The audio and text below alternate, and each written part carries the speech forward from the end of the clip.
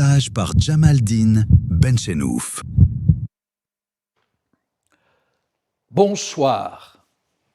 Nombreux parmi les Algériens, tout particulièrement ceux qui sont encartés dans les partis politiques en Algérie, ne craignent pas de déclarer que leur formation respective, sortie de l'après-octobre 88 dans les conditions et des circonstances que nous savons, se sont tous retrouvés sous les fourches caudines d'un système qui ne pouvait pas, de toute façon, tolérer une vraie dynamique politique qui puisse échapper à son contrôle.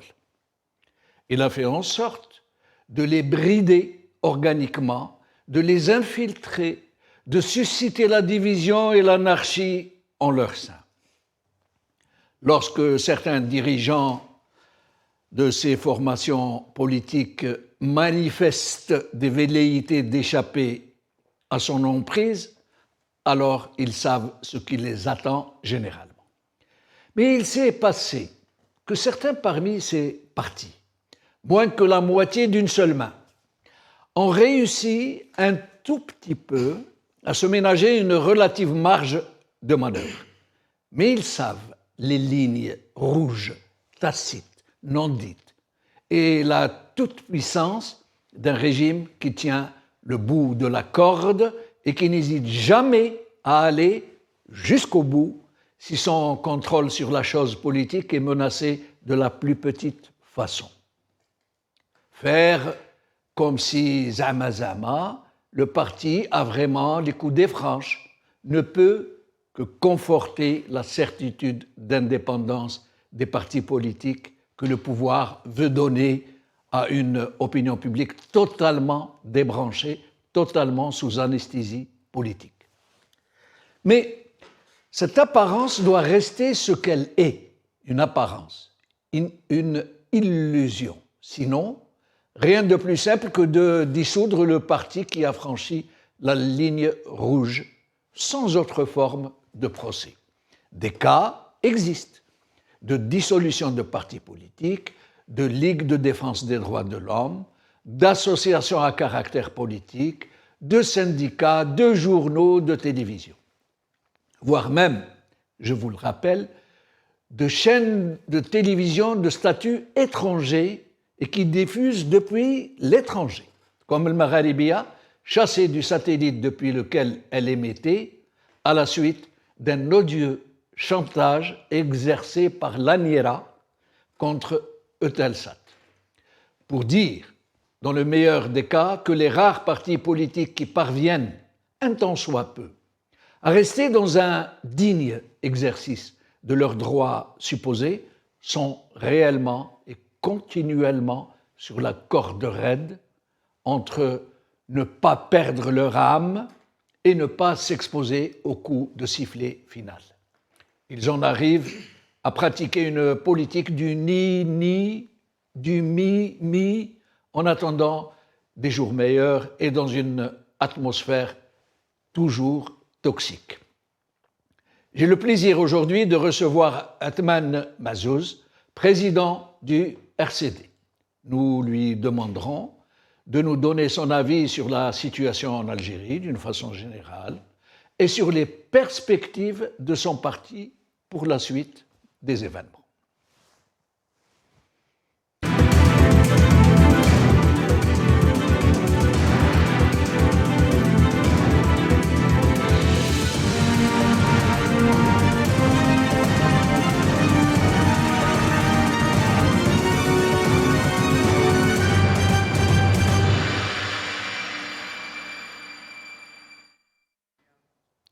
Athmane Mazzouz, président du Rassemblement pour la culture et la démocratie, merci d'avoir accepté notre invitation.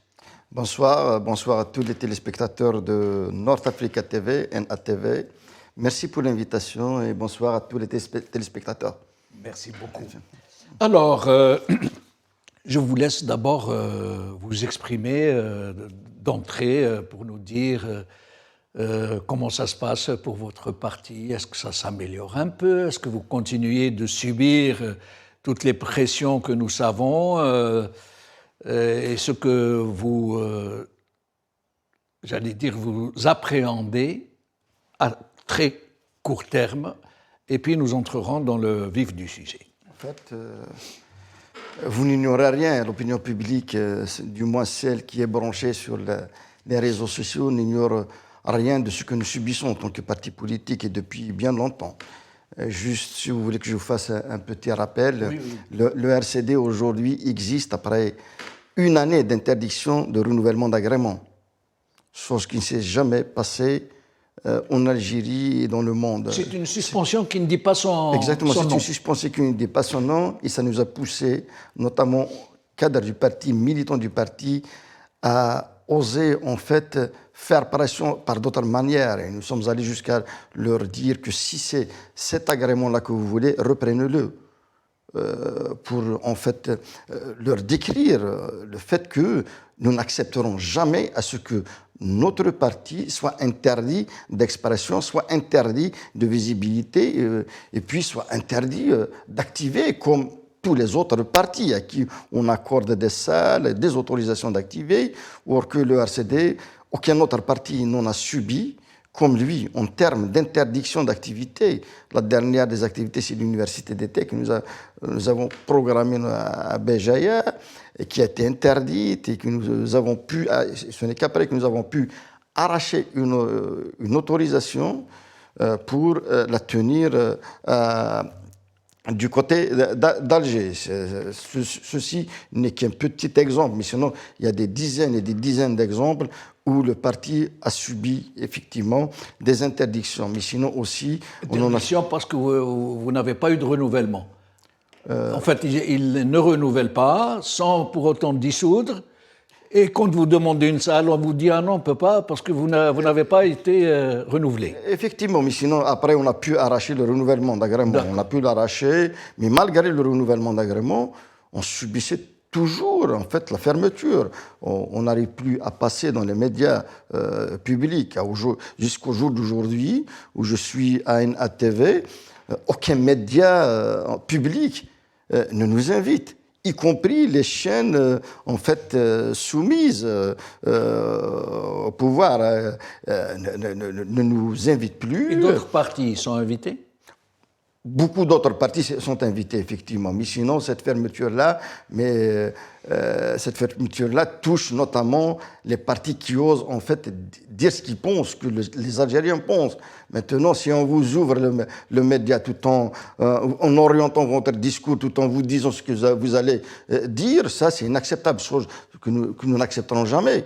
S'ils veulent, y compris la couverture de nos activités, ils ne viennent jamais. Tout simplement, ils ne peuvent pas en fait répercuter notre message. Ils ne peuvent pas détourner le message que nous adressons aux Algériens. Mais d'autres font en sorte à ce que justement leur message soit arrondi de manière à ce que le pouvoir les accepte et que les médias puissent répercuter. Est-ce qu'il y a des émissions pour les partis politiques en direct, comme c'est le cas maintenant avec vous? Moi, j'en connais pas. J'en connais pas. Depuis que je suis président du RCD, aucun média en dehors de Berber Télévision qui des fois nous invite, mais sinon aucun autre média. Pas de direct. Pas de direct surtout. Tous les médias généralement c'est des enregistrements pour pouvoir passer. Heureusement, aujourd'hui, justement, lorsqu'on m'avait contacté, j'avais posé la question, est-ce que c'est un direct ou bien un enregistrement? En fait, je sais que vous, ici, vous avez toute la latitude, en fait, de laisser la libre parole à vos invités, et c'est ce que j'apprécie, et j'aimerais bien que cette chaîne, justement, continue à exister et continue à s'ouvrir, à ouvrir, à donner la parole également à tous les militants, à tous les partis politiques autonomes, réellement, libres de leur parole et qui ne reçoivent pas d'injonctions de part et d'autre et qui n'ont pas de compte à rendre à des clans. Très bien. Alors, je vais mettre directement les pieds dans le plat, le plat de l'actualité des élections municipales. Vous avez annoncé que vous allez y participer. Est-ce que vous ne pensez pas qu'en participant à de telles élections, vous cautionnez un tant soit peu le régime? D'abord, parce que les élections municipales, même si elles sont beaucoup moins truquées, il y a beaucoup moins de fraude électorale dans les élections locales, pour la simple raison que d'abord le régime cherche à donner l'image d'élections réellement sincères, et d'un autre côté, laisser un peu de mou dans la corde, parce que les élections locales ne le dérangent pas trop. Mais côté partis politiques qui participent, est-ce que vous ne pensez pas, sincèrement, parce que c'est l'avis de beaucoup de gens, que vous apportez une forme de caution à un régime illégitime, dont quasiment toutes les institutions ne sont que des façades de pure forme, des façades Potemkin. Est-ce que, quelque part, vous n'êtes pas gêné de participer? Et sinon, dites-nous pourquoi. Juste une précision, M. Benchenouf, c'est que la décision qui a été prise par le Conseil national du parti concerne et les élections législatives et les élections locales. Les deux à la fois. Et j'espère que vous n'ignorez pas que c'est les élections législatives qui arrivent en premier, vers mai-juin, oui. et les locales, après. Les municipales vers octobre-novembre. Maintenant, si vous voulez que, en fait, qu'on étale ici pourquoi le RCD participe, oui. Ceci vient d'un constat, ceci vient également d'un sérieux débat qui a été mené dans les instances du parti, mais également d'un débat qui a été mené, y compris avec les citoyens.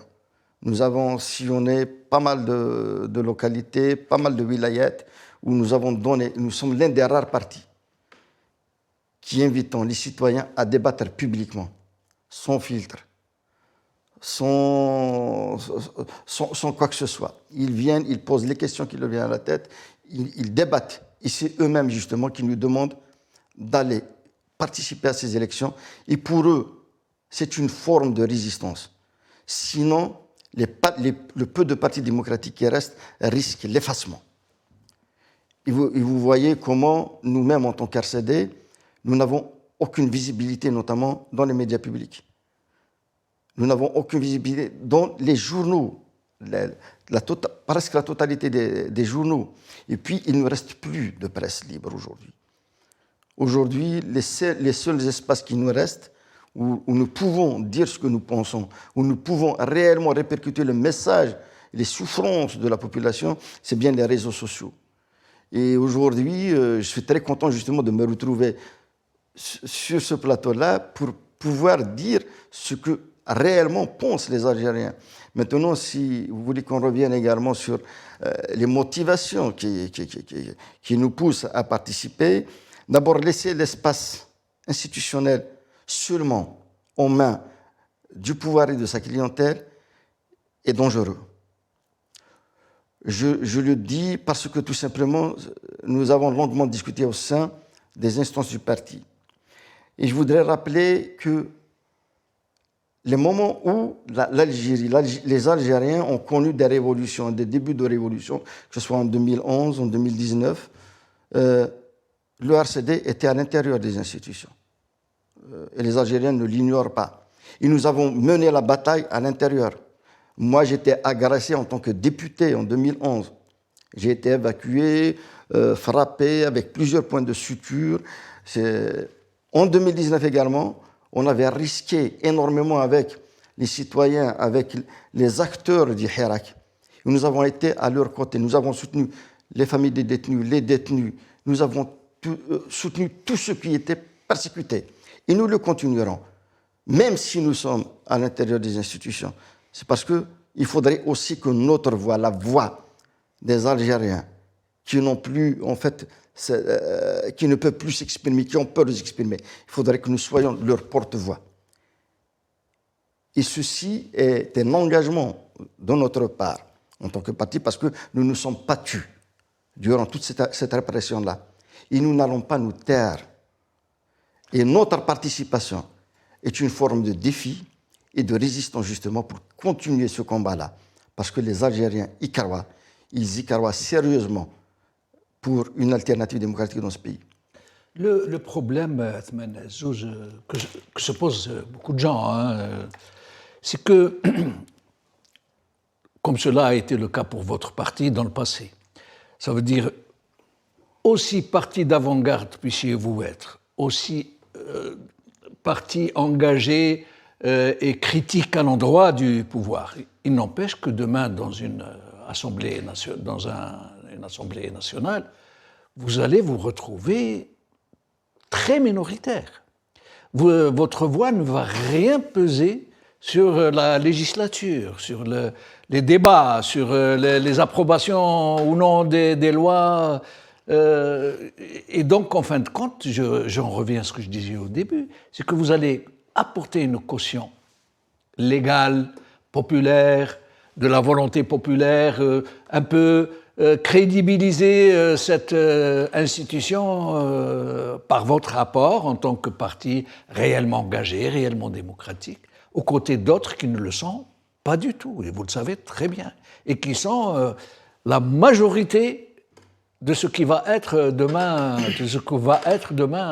l'Assemblée nationale. Eh bien, sachez une chose, c'est que la voix du RCD ne sera jamais contraire à ce que revendiquent les citoyens, ce que revendiquent les Algériens dans leur majorité. Mais elle ne va pas porter. La voix du si elle va porter, tout simplement. Peut-être des dénonciations comme ça, isolées, lors des débats, des délibérations. Nous étions minoritaires tout de même à l'intérieur de l'Assemblée, de l'avant-dernière législature. Hein. Nous avons pu, justement, affronter. Je me rappelle vos débats avec Yahya. Avec Yahya, je me rappelle. C'est nous-mêmes qui avons dit, lors de ma dernière intervention avec Yahya, effectivement, je lui ai dit que nous allons écourter de votre durée de vie politique. Et c'est une réalité. Oui.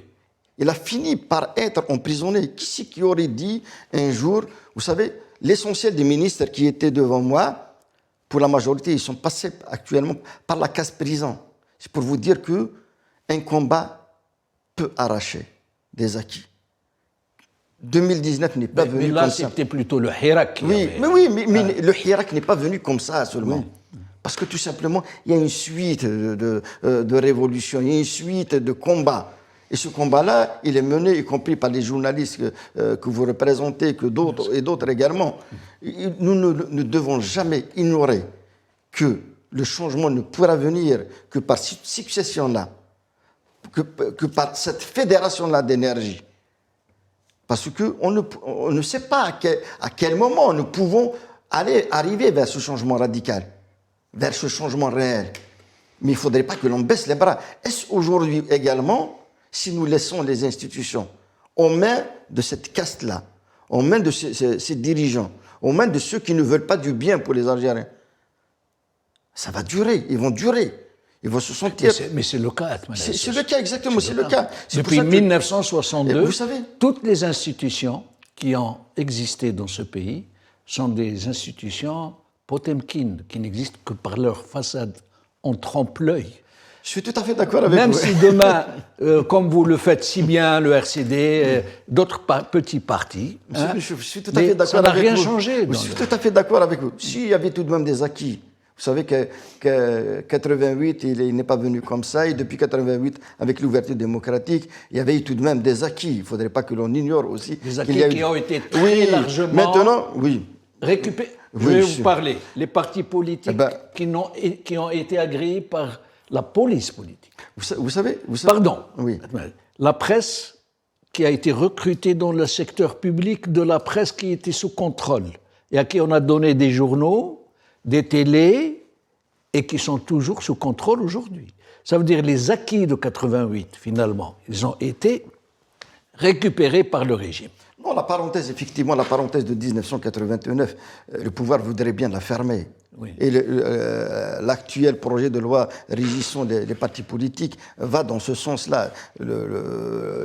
L'avant-projet d'ailleurs que nous avons nous-mêmes condamné, dénoncé et rejeté dans sa mouture telle qu'elle a été présentée. C'est pour vous dire qu'effectivement, ces acquis-là, il faudrait lutter pour les préserver. mais aussi on peut arracher, il ne faut pas que l'on ignore qu'on peut arracher des acquis à l'intérieur même des institutions. Moi, je me souviens, on contrôlait des APC, des APUI, ils faisaient énormément de choses. Hein. Vous savez, les maires du RCD accompagnaient au quotidien les millions d'Algériens qui sortaient dans les rues, les milliers qui demandaient des moyens de transport pour rejoindre les marches et autres. Hein. Mais dans les faits, les maires, en fait, sont sous la coupe des chefs de daïra. Vous savez, les nôtres, je parle des nôtres, de ceux du RCD. C'est vrai qu'en Kabylie, ça se passe un peu différemment. Y compris ailleurs, c'est pour ça d'ailleurs qu'ils subissent énormément. Ils en ont énormément subi, les maires du RCD. Vous savez, pour l'essentiel, ils ont tous eu on leur a monté tous des dossiers, y compris moi, qui est devant vous. J'ai écopé d'une condamnation définitive pour avoir exprimer mon désaveu par rapport aux violences qui ont été commises à Oran contre des femmes et des enfants. Eh bien, j'ai écopé d'une condamnation. En première instance, c'était la prison, et en seconde instance, c'est une amende. Mais elle est définitive. C'est pour vous dire que il faut pas baisser les bras. Il faut pas baisser les bras parce que il faudrait qu'il y ait des politiques, il faudrait qu'il y ait aussi des acteurs qui doivent dire non à ce qui se passe. Donc, avant de passer aux perspectives, d'abord à l'état des lieux, certaines choses, et puis aux perspectives de votre parti. Donc, vous considérez que vous n'avez pas le choix, que vous allez à ces élections locales et législatives. Ce n'est pas une question de choix, c'est une nécessité. Une Nécessité. nécessité impérieuse. Vous pensez que c'est inévitable, vous ne pouvez pas. Qui est partie d'un sérieux constat. Parce que vous savez,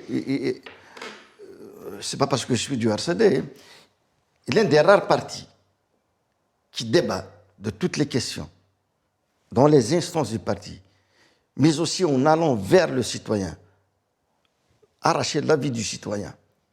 Tout ça, d'autres ne le font pas. Et si nous avons adopté justement une telle décision, c'est parce que nous voyons qu'elle est juste et qu'elle est impérieuse pour d'abord le pays, mais aussi pour tous ceux qui veulent d'un changement dans notre pays. Et dans ce cas, pourquoi vous n'avez pas été au présidentiel ?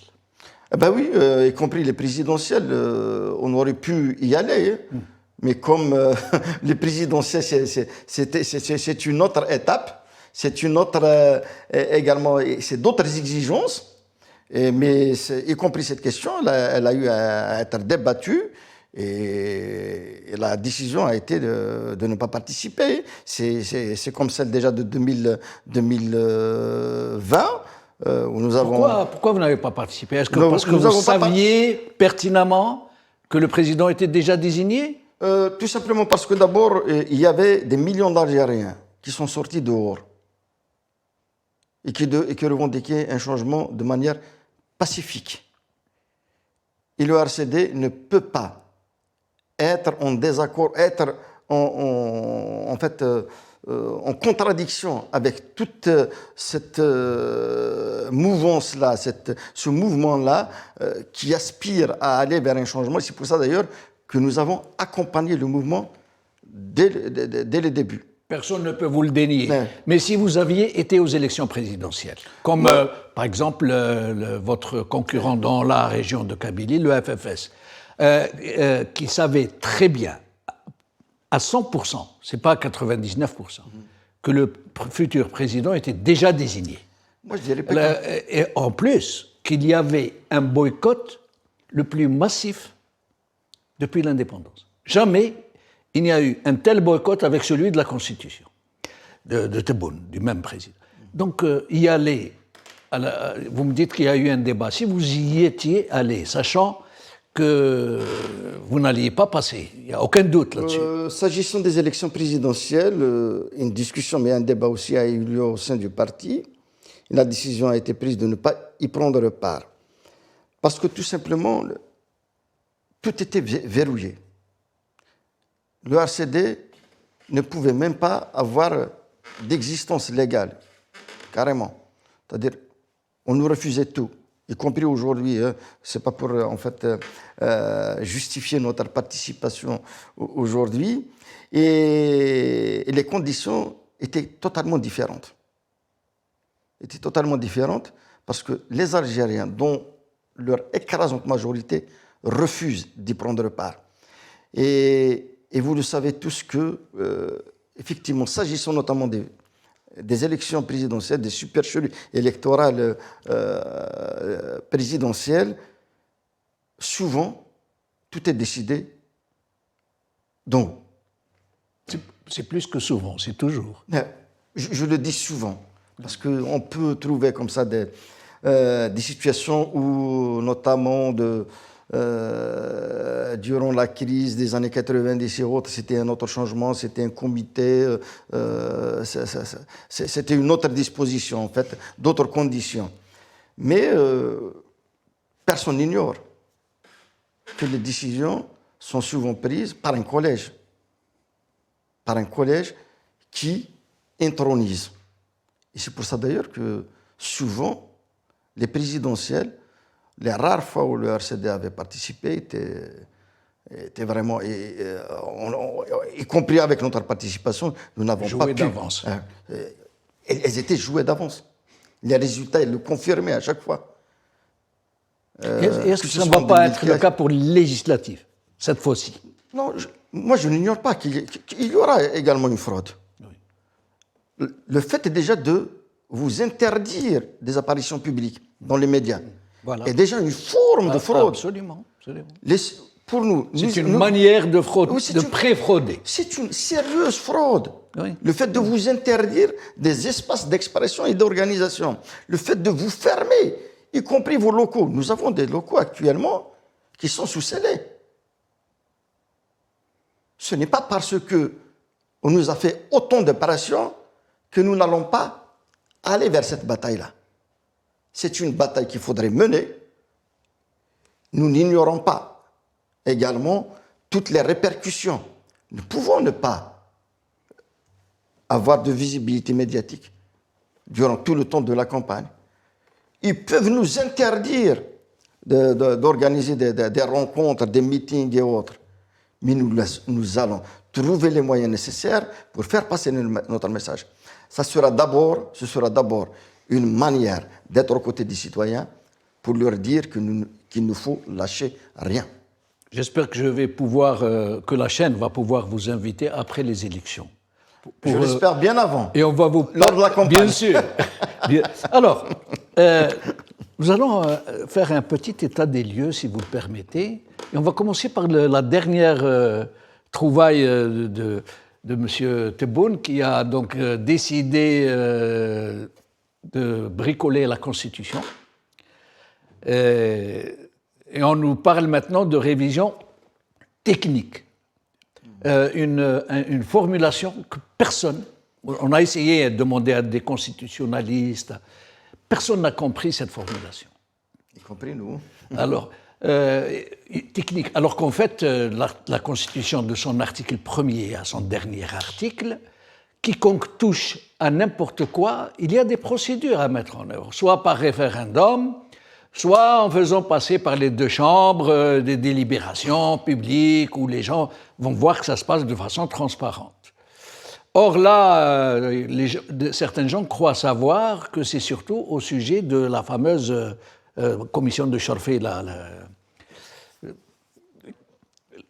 la haute autorité, pour faire en sorte qu'elle relève plutôt du ministère de l'Intérieur. Ça veut dire que c'est transparent. Alors, d'abord, qu'est-ce que vous pensez de cette nouvelle initiative de M. Tebboune qui a demandé à ce qu'elle soit mise sur rail, et c'est lui qui a demandé à ce qu'elle soit stoppée pour le moment? Vous savez d'abord, et cette commission et le ministère de l'Intérieur ne peuvent garantir une élection transparente dans notre pays.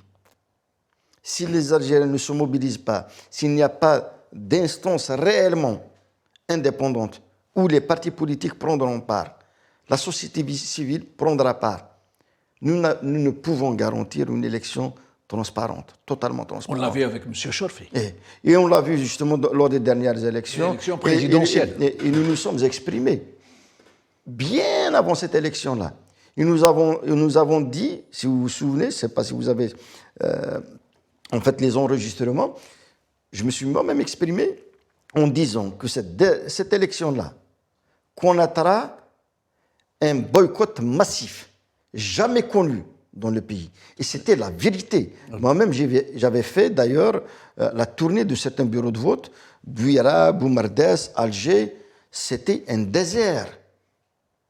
C'est pour vous dire que les Algériens n'y croient pas. Moi, c'est vrai que nous allons participer à ces élections législatives et locales, y compris au sein du parti. Je leur dis que ça va être difficile de mobiliser les Algériens. Les Algériens ont complètement tourné le dos aux élections. Ils n'y croient plus. L'acte de vote pour eux est un acte de suicide. Parce qu'on renouvelle en fait la même gestion du même système. Mais il faudrait trouver l'intelligence nécessaire pour pouvoir renverser cet ordre des choses. De quelle manière? Il faudrait débattre, il faudrait discuter, il faudrait regrouper les forces politiques du pays, les forces réellement autonomes dans le pays. Sans cela, nous ne pouvons pas aller loin. Nous seuls, nous ne pouvons pas changer les choses. Je ne le dis pas. Ce n'est pas parce que nous allons participer que nous allons changer les choses. Et les Algériens le savent. Et nous leur disons à chaque fois, y compris dans les rencontres. Mais avec eux, avec leur implication, j'aimerais bien que d'autres partis politiques, d'autres politiques disent aussi la vérité. Parce qu'aujourd'hui, il faut le dire, on n'a plus de partis politiques. On n'a plus de partis politiques. Oui, voilà. On a des appendices. Vous avez tout dit. Ils sont tous aux ordres, pour la totalité. Tout à l'heure, j'ai dit les seuls partis qui activent un peu représentent à peu près les doigts de la moitié d'une main. Et ceux-ci ne travaillent pas la démocratie, ne travaillent pas la stabilité, ne travaillent pas le développement dans le pays. Ils doivent le savoir. Aujourd'hui, lorsque vous fermez tous les espaces d'expression en Algérie, les médias en Algérie, les Algériens se retournent où? Eh bien, ils s'alimentent d'ailleurs. C'est les youtubeurs, c'est les réseaux sociaux qui travaillent aujourd'hui l'opinion algérienne. Et vous, vous-même, RCD, pourquoi vous n'appelez pas la société civile à une vraie mobilisation, plutôt que de faire dans le politiquement correct par rapport au système, de rester dans les cordes, de ne pas déborder? Pourquoi vous? Pourquoi l'université? Pourquoi les grandes associations? Pourquoi certaines associations qu'on dit de la famille révolutionnaire, etc., si tant est qu'elles soient vraiment de la famille révolutionnaire, pourquoi n'appelez-vous pas à une vraie mobilisation populaire, comme le Hirak, par exemple? Nous faisons énormément d'efforts dans ce sens-là. Et il suffit de lire notre dernière résolution, la résolution du Conseil national, où nous avons appelé également à l'ouverture, parce que nous ne croyons pas que tout seuls, nous pouvons changer les choses. Nous avons appelé les forces politiques pour se réunir, pour discuter, pour se regrouper. C'est ainsi que nous pouvons créer un véritable rapport de force. Aujourd'hui, toutes les initiatives qui ont été initiées 2019 jusqu'à maintenant, elles n'ont pas abouti. À chaque fois, ils sont infiltrés et ils sont cassés. Parce que tout simplement, ceux qui viennent, souvent, certains n'y croient pas, d'autres, c'est des éléments qui ont un fil à la patte. Vous ne pouvez pas travailler avec ces gens-là. Justement. Et moi, je doute énormément lorsque je suis face comme ça à des représentants de partis politiques. En fait, c'est difficile d'être d'accord lorsque vous allez rédiger un communiqué, on vous dit qu'il ne faudrait pas que le mot, par exemple, répression apparaisse, atteinte aux libertés apparaisse, non. Détenu politique, prisonnier... ça, c'est inacceptable. Normalement, c'est à nous de rassurer le peuple algérien. C'est à nous, justement, de rassurer les acteurs politiques. les autres acteurs politiques autonomes, les autres individus qui luttent dans le terrain de manière inconnue. Si nous ne prenons pas notre courage entre nos mains pour dire qu'il faudrait dire les vérités face à tout ce qui est fait d'inacceptable par ce pouvoir-là, nous ne pouvons pas, convaincre les citoyens de venir vers nous. Alors, je vais vous poser quelques questions. Je vous demanderai de répondre de façon assez dynamique parce qu'il y en a beaucoup. Alors, d'abord, les détenus d'opinion, les prisonniers politiques et même les barons du régime qui sont en prison. Pour rester dans le cadre du droit. Je ne parle ni de morale, ni de sympathie particulière pour les uns ou les autres. Il y a les islamistes des années 90, qui sont en prison depuis une trentaine d'années, dont la moitié est décédée, d'autres, et qui ont été jugés de façon inique. Tout le monde le sait. Il y a les détenus d'opinion du Hirak, qui sont passés par la case prison. Ce ne sont pas les 200 ou 300, ce sont des milliers qui sont passés par la case prison, qui sont sortis. Mais actuellement, il y en a à peu près 230 ou 240. Il y a les barons du régime, 3 premiers ministres, les ministres, qui restent des citoyens, qui ont donc droit à des procès légaux, des procès justes, et dont tout le monde sait qu'ils sont là-bas pour des règlements de compte. Puisque la Isaba, comme ils disent, le gang, ceux qui faisaient partie du gang et qui sont du bon côté du manche sont toujours en liberté, toujours en fonction, toujours un gang. Alors, est-ce que vous seriez d'accord pour mettre tous ces gens dans le même panier et décider soit de refaire leur procès, soit de les amnistier, soit de... Quelle est votre vision sur ces 3 catégories de détenus d'opinion prisonniers politiques et de barons du régime incarcérés pour règlement de compte entre eux? Je voudrais d'abord rappeler qu'en Algérie, on n'a pas de justice indépendante. Nous avons une justice aux ordres. Et que les procès, dans leur majorité qui sont prononcés, c'est des procès injustes. Si je dis ça, c'est parce que en fait, j'ai été dans pas mal de tribunaux où j'ai assisté notamment à des procès, notamment de ceux du Hirak, des détenus du Hirak. Et le RCD, lors de cette dernière résolution, a joint sa voix, parce qu'il y a d'autres acteurs aussi, notamment ici, à l'étranger, qui ont appelé une amnistie générale des détenus d'opinion et du Hirak. Et nous sommes favorables à ce qu'il y ait une véritable amnistie. Maintenant, s'agissant des anciens ministres, premiers ministres, mais également d'officiers supérieurs qui sont également dans l'armée, vous savez, il y a aussi des injustices contre eux. Oui. Contre de nombreux d'ailleurs. Et certains d'entre eux que j'en ai rencontrés, qui ont subi ça, avec lesquels j'ai discuté, je leur ai dit que tout simplement parce que, si vous avez subi ça, tout simplement parce que nous n'avons pas de justice libre dans notre pays et qu'il faudrait travailler pour arracher une véritable justice indépendante dans notre pays. S'agissant maintenant des détenus des années 90 également, moi souvent je reproche à la classe politique d'avoir ignoré notamment beaucoup de cas. J'ai reçu un collectif de familles de victimes de SOS disparus. SOS disparus. Et nous sommes l'un des rares partis. À un certain moment, il y a d'autres qui ont fait un cheval de bataille. Nous les avons reçus, d'ailleurs nous avons communiqué, y compris à travers les réseaux sociaux. Et les mamans qui viennent nous voir nous disent enfin, vous êtes les seuls en fait que nous retrouvons. Ceux qui nous défendaient les années 90, 2000, ont tous, en fait, nous ont tous oubliés. Ceux-là aussi, il faut les défendre. Bien sûr. Il y avait des injustices aussi, de part et d'autre. La plupart sont décédés, les parents. Oui, je le sais. En fait, il y a des cas que je ne peux pas citer ici.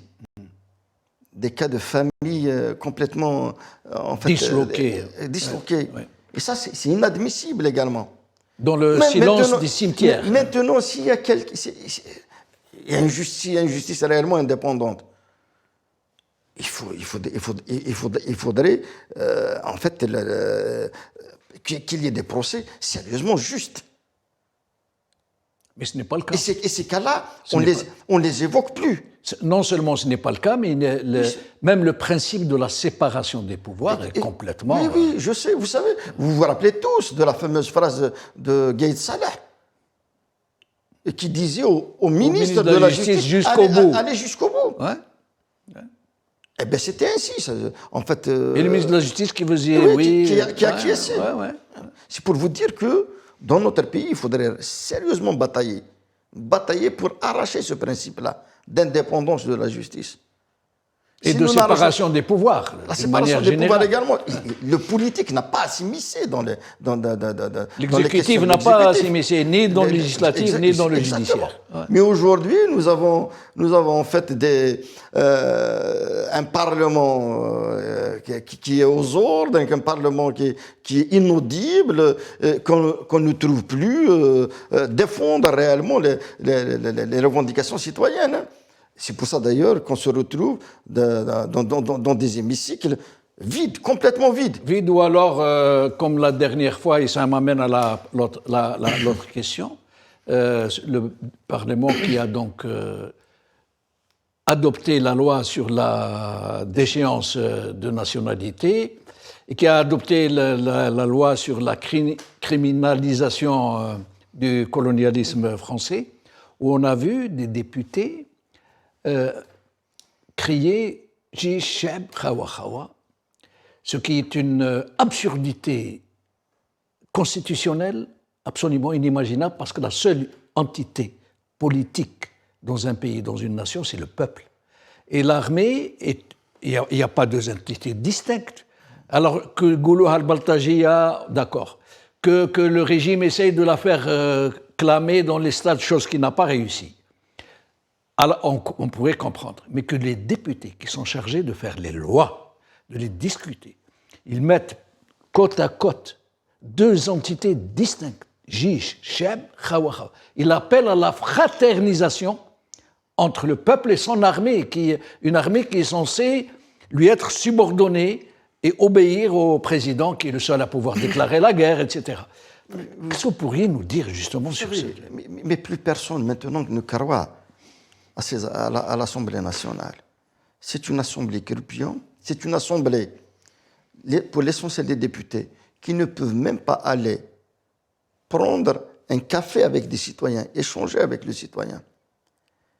C'est des députés qui sont complètement détachés de la réalité du vécu des Algériens.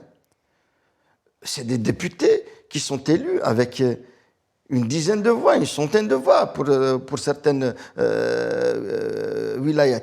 C'est pour vous dire qu'ils n'ont plus de compte à rendre aux citoyens.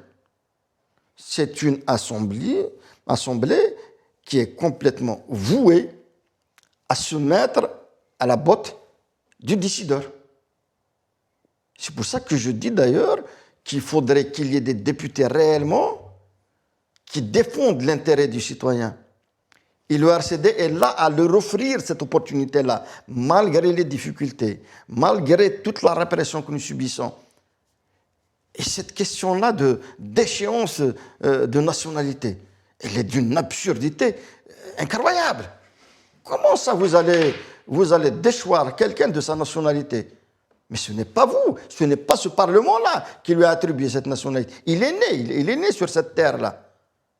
Et ça ne s'est jamais fait en Algérie, malgré tous les régimes. Ça ne s'est jamais fait, effectivement, tout simplement parce que, vous savez, nous avons affaire à un pouvoir qui ne recule devant rien, parce qu'en face, il y a une assemblée qui est complètement soumise, il n'y a pas de députés. Imaginez, j'ai vu justement des images des députés qui... Hystérie. Exactement. Ouais. C'est terrible. Transe, ils étaient en transe. Oh, non, c'est exactement. C'est terrible. C'est inacceptable. S'il y avait une petite poignée à l'intérieur, ils auraient pu les remettre sérieusement à l'ordre. D'où votre souhait de participer à des élections pour pouvoir peut-être, ne serait-ce que... Ça va être dur, mais ça va être une bataille qu'il faudrait mener. Il faut la mener sur le terrain et dans les institutions. Moi, je ne dis pas que c'est facile. Hein. Ça va être très difficile. Et j'aimerais bien qu'il y ait énormément de députés. C'est pour ça d'ailleurs que j'appelle toutes les régions du pays à rejoindre les partis sérieusement autonomes qui peuvent oser, qui peuvent proposer des solutions. Et vous allez vous présenter dans tout le pays? On essaiera d'être présent. Donc combien de circonscriptions à peu près? Vous savez, je peux pas prédire le nombre de circonscriptions dans lesquelles nous serons présents. Et nous serons également présents ici dans l'immigration. Hier, on avait tenu une réunion avec l'encadrement du parti établi ici à l'étranger. Nous allons essayer de présenter le maximum de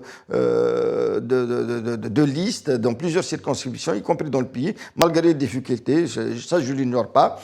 J'espère que seulement il y aura un peu plus d'ouverture parce que l'essentiel des partis, en fait, les partis qui veulent réellement avoir une existence réelle, en fait, une existence pour pouvoir dire la vérité dans le Parlement, j'espère qu'il y aura des mesures d'apaisement, il y aura des mesures également de détente par rapport aux détenus d'opinion, parce que sans cela, il sera difficile de mobiliser les Algériens. Alors, certains observateurs politiques qui s'intéressent à l'Algérie ou qui sont algériens n'ont pas craint de dire de l'article 87 bis du Code pénal qu'il s'apparentait à un véritable terrorisme d'État. Et qu'est-ce qu'on pourrait dire de cette déchéance de notre société qui est autrement plus gravissime, terrifiante, j'allais dire.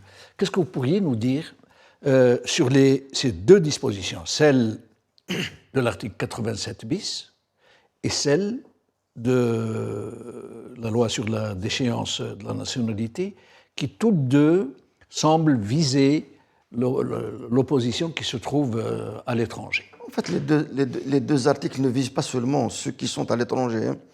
Ils visent y compris ceux qui sont établis sur le territoire national. La preuve, c'est que ceux qui sont en prison aujourd'hui, les détenus d'opinion, sont tous en Algérie. Il n'y en a pas ailleurs. Exactement. Ici, vous savez, ils sont nombreux.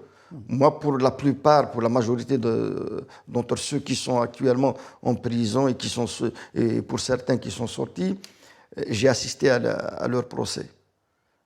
J'ai été les voir lorsqu'ils sont sortis, pour beaucoup également. Et cet article-là, 87 bis, est un article vraiment inacceptable parce qu'il est là à semer la peur et la terreur dans le pays.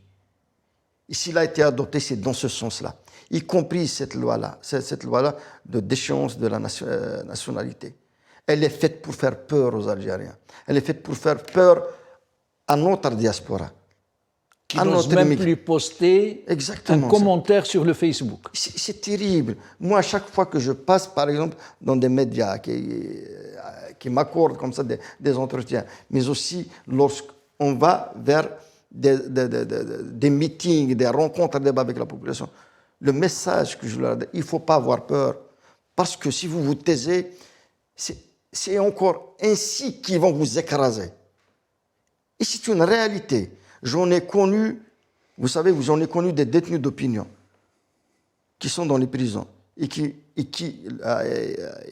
ont dit à leurs parents de ne pas ébruiter leurs affaires. Et c'est parce qu'ils en ont dit ainsi, ils les ont complètement oubliés. Il y a des détenus d'opinion que la justice a complètement oubliés. Il n'y a même pas de procès. Et que leur propre société a oublié alors qu'ils se sont sacrifiés. Exactement. Pour cette nation, pour cette patrie, pour les rêves, pour les aspirations à la démocratie. Eh ben justement, c'est pour ça que je dis qu'il faudrait une sérieuse révolution démocratique dans notre pays. Mais cette révolution démocratique ne viendra pas en se croisant les bras, ne viendra pas en se taisant contre l'injustice, ne viendra pas en se foudroyant, enfin plutôt en se fourvoyant dans ce que fait le système actuellement contre le peuple algérien. Le mot de la fin en moins de 2 minutes parce que nous arrivons à la fin de l'émission. Ben, je tiens d'abord à remercier NATV, North Africa TV, pour cette invitation. Pour les Algériens, pour les citoyens algériens, je leur dis qu'il faudrait se mobiliser. Il faut se mobiliser, il faut se battre pacifiquement. Rien ne viendra sans sacrifice. J'invite également les décideurs à revoir leur copie. La répression n'avancera à rien.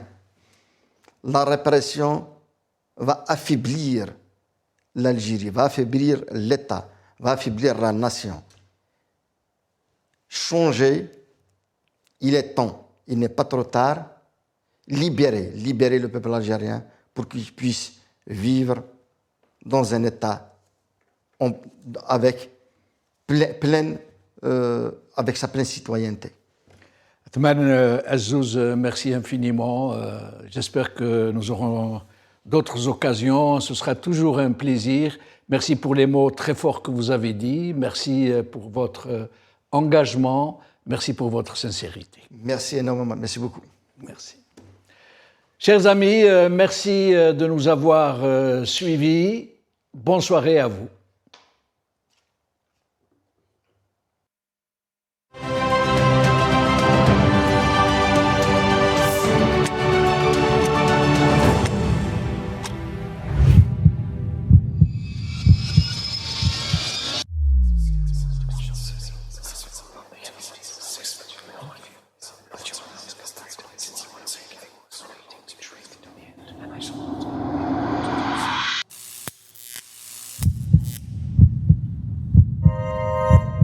Décryptage par Jamaldine Benchenouf.